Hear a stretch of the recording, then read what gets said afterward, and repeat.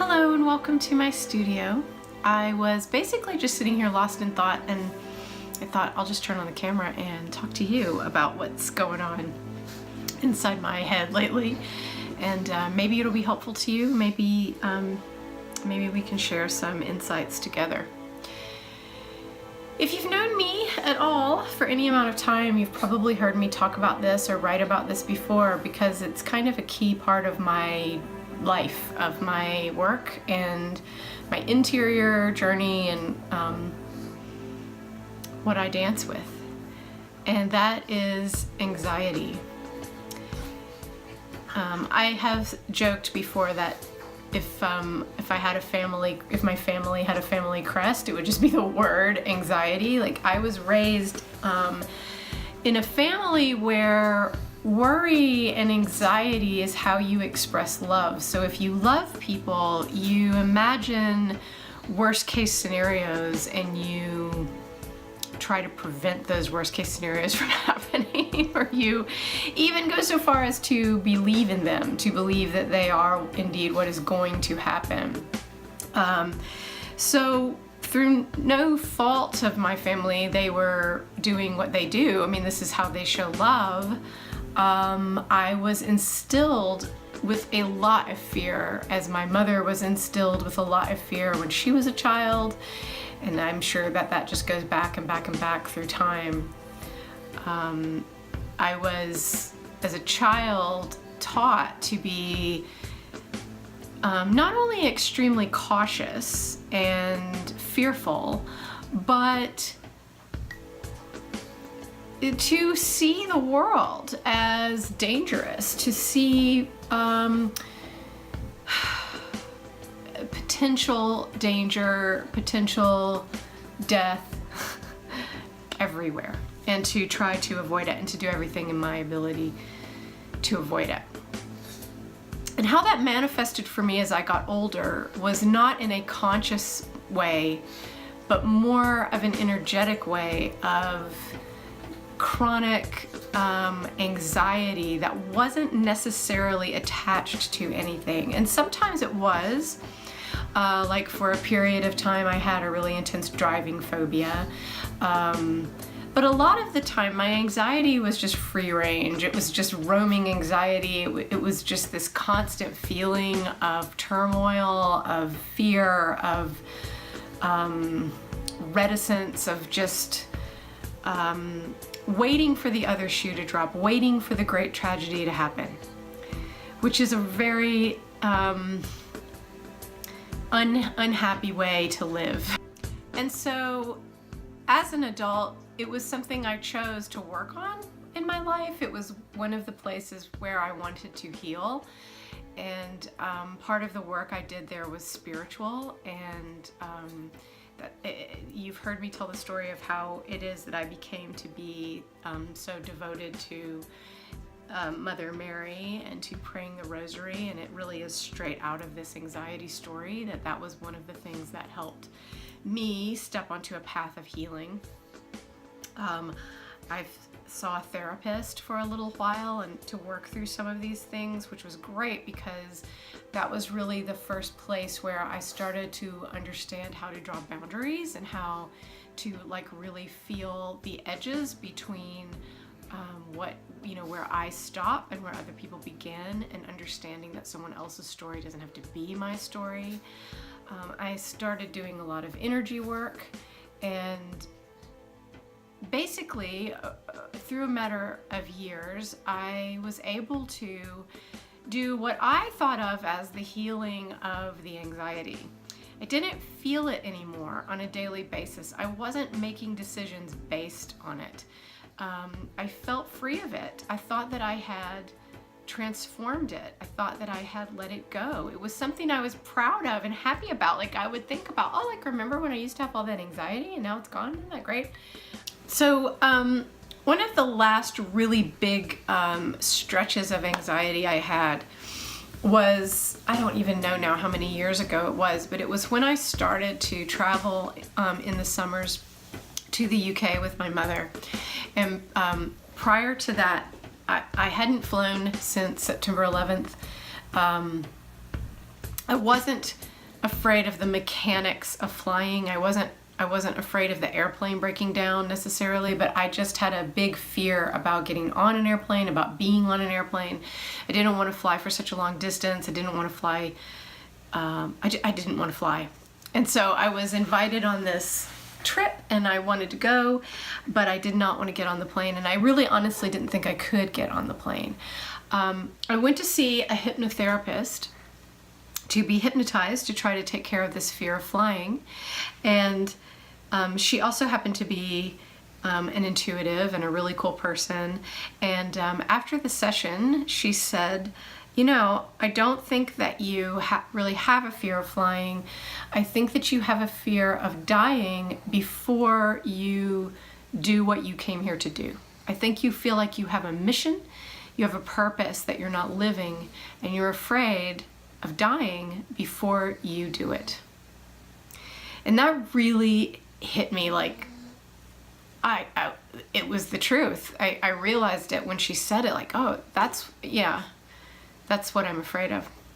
And because I named it, because she named it, and I could acknowledge it, I was able to fly. I flew, and I have flown many, many times since, and with the understanding that I don't really have a fear of flying.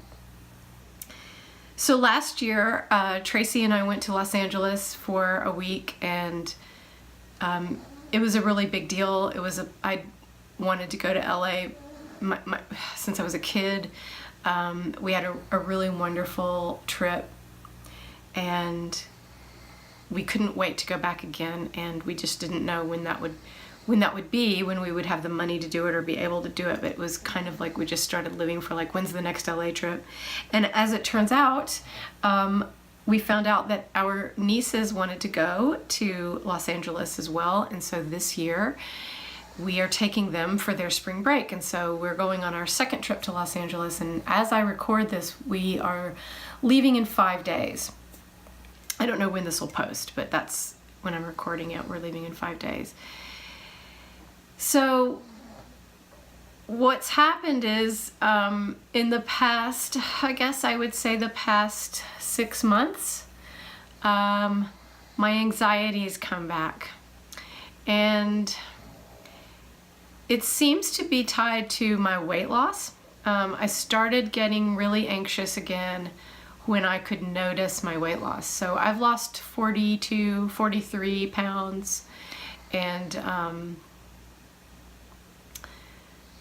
I'm very, very happy about that. I feel so good. I feel much better in my body than I ever have in my life, and I still have about 15 pounds to lose. And I'm happily doing that. It's a great program. I'm loving it. Loving feeling free around food. So all of that, the weight loss thing is all really good.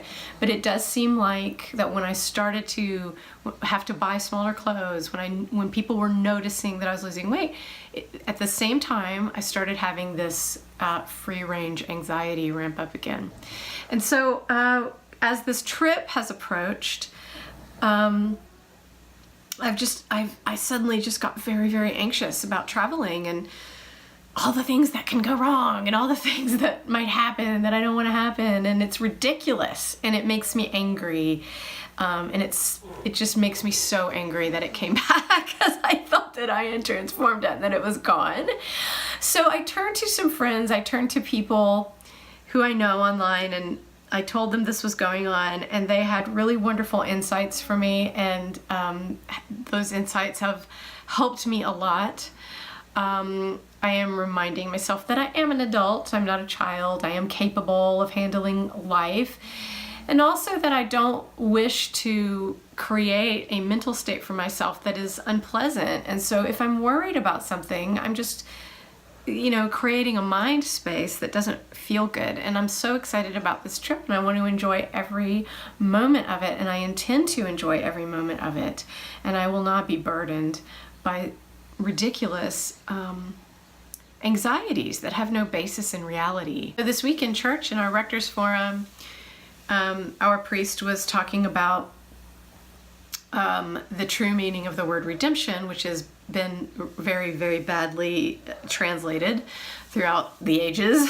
And he was talking about the difference between being in the small mind or the paranoid mind or the large mind where you let go of fear and you're in that loving, compassionate mind.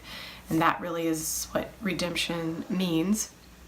And I was thinking about how when we live in the small mind, when we live in the fear-based mind, we are so shut down. We're so closed off. It's like our lives become very small. It's like living in a little cubicle. It's like that feeling of, it's like you're putting your life in a little Tupperware container and sealing on the lid and putting it on a shelf and closing the door.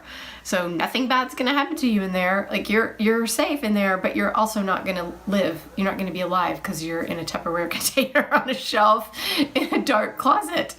But when you let go of fear, when you refuse to be guided by fear, when you refuse to make decisions based in fear, and you let yourself fall down into that larger mind, into the heart mind, into love and compassion, and the understanding that you are held and you are seen and you are loved by your Creator. You are precious and you are here to live. You were born into a body to live. Then everything changes. But I also know that it's easier said than done. It's really easy to say, don't listen to your fearful thoughts or let go of fear. It's a little bit more difficult to actually do it, especially if you've had a whole lifetime of wearing those grooves in your brain and you know how to walk that floor, you know how to get in that worry. That's second nature. But you have to get yourself over into this other place where you really let that go and you let yourself be free and you let yourself be loved and you let yourself be love and you love your life and you are, as someone reminded me this week, like the fool on the tarot card, just walking into the sun, just happy, just not thinking about worst case scenario, but thinking instead of best case scenario. So what do I do to quiet those voices? And one thing I do is I talk back to them, as my friend Maureen reminded me I could do.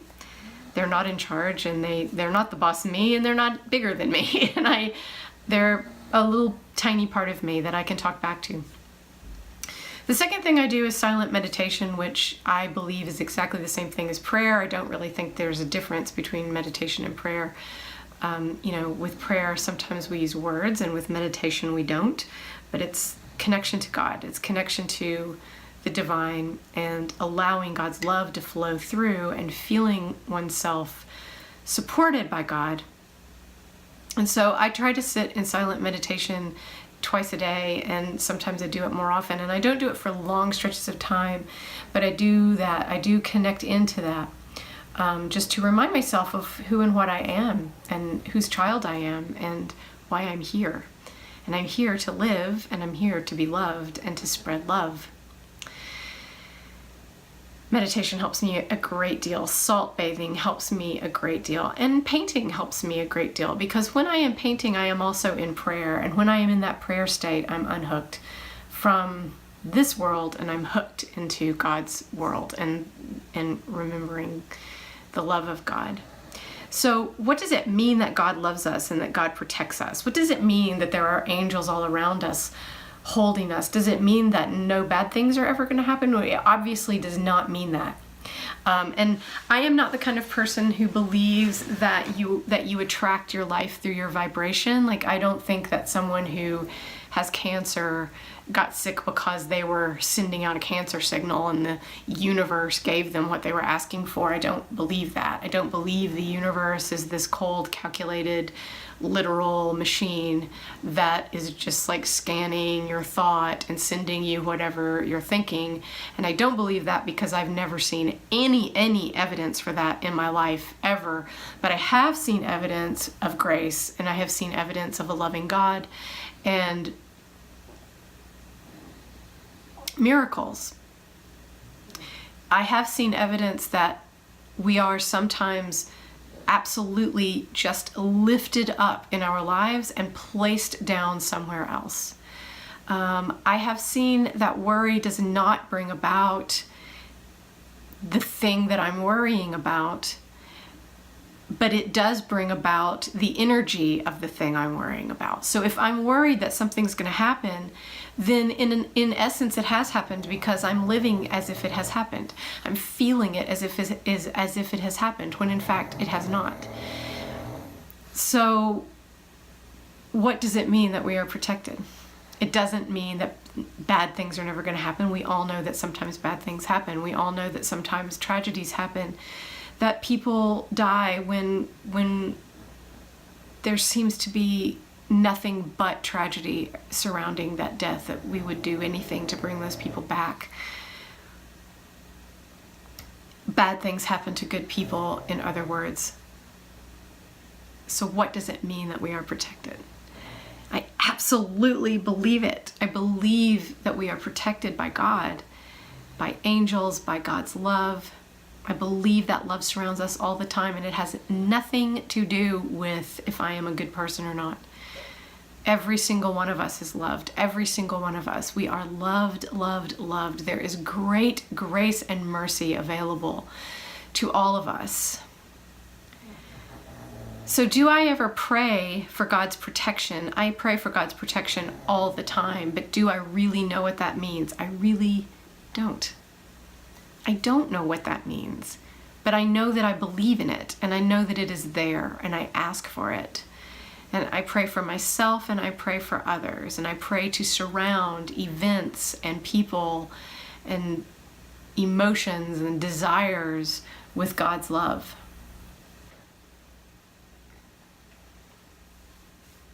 I know that nothing good comes from worrying. Nothing good comes from anxiety. And anxiety is a lack of trust. If I am believing in fear, then I am not trusting in God. That's true, right? Because if I trusted in God, if I trusted that there is a whole universe that I can't see, that there is a plan for my life, that there is support for me, that my desires are born into me by God, that God put the desire in me to do what I'm doing. If I trust in that, then why would I ever fear anything? There would be nothing to fear. And so that's what I am reminding myself. That's what I remind myself when my thoughts start to get weird. And I'm very aware that for me, my anxiety is tied to my childhood, and that's why I mentioned that I'm an adult and I'm not a child, because that's where that was taught to me. That's where those patterns were laid. That's where I was taught that that's what love is. That if you let go of someone in love, if you just let them live, if you let them make choices and be free, then oh my gosh, nobody knows what's going to happen. Some terrible thing might happen. What's actually going to happen is life. And that's why we're here. So do I feel like I have a mission or something I'm supposed to be doing? Yes, I do. Can I tell you exactly what that is? No, I can't, but I do feel like I'm getting closer to it. And so maybe all of my fear really is about that, is about not doing what I believe I'm here to do.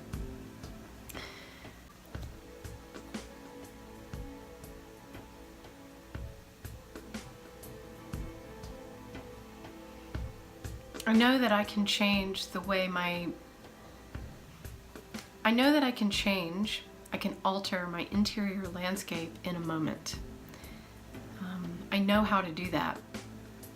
I know how to shift down below my stream of consciousness thoughts, not to stop thoughts. You can never stop your thoughts, but to come down below them, to disengage with them, to just let them go by like water. I know how to come into my heart and feel my divinity. I know how to come into my heart and feel the presence of God. And I know that there are spiritual beings, angels, spirit around me and around you, around all of us, all the time, in this world, moving and working and protecting and loving. Maybe we have free will. Maybe we can't receive that help unless we ask for it. So I ask for it a lot. I ask for it in every moment. Help me be my full self. Help me know that I am protected. Help me know that there is nothing to fear. There is no fear within God. There is nothing to fear. That's the truth that I know is true. So maybe for the rest of my life, I will have to do this dance with anxiety. Maybe it will always come up when I'm going through a big change or a transformation, or when I feel like I'm being seen in a new way. But I understand it a little bit better now than I used to, and I know that it's not in control. Anxiety is not in control. You are in control. Because in reality, God is in control. So when you're allowing God to move through you. I'm allowing God to move through me. I'm allowing God to move through my life. I can let go. I can let go. Which doesn't mean I'm not taking action, of course. Of course, I have a mind. I'm always going to be thinking and trying to understand and taking action and making decisions and doing the best I can. It's my job to show up here in the world. It's my job to show up here for other people. It's my job to try to bring healing energy wherever I can. But I do that knowing that I'm not alone out here. I'm not just floating through space. I don't have to figure everything out on my own. And I don't have to worry about anything. Because life is just going to be what it's going to be. And it's how I respond to life that's really important. That's how I know if I'm in the God space or not. And I want to be with God while I'm here on earth. So that's it, really. That's all I have to say. Like I said, I don't have any big answers or any big conclusion to draw. It's just something that I'm thinking about right now. And I think it's probably something that's on a lot of people's minds right now. I think we're all dealing with a lot of anxiety. We're in a shifting world. Things are changing, and it's not always easy, but it's good. We are held in love. So I will be talking to you when I get back from beautiful Southern California. I can't wait. I can't wait. It's going to be so fun, and I'll be talking to you soon. Bye.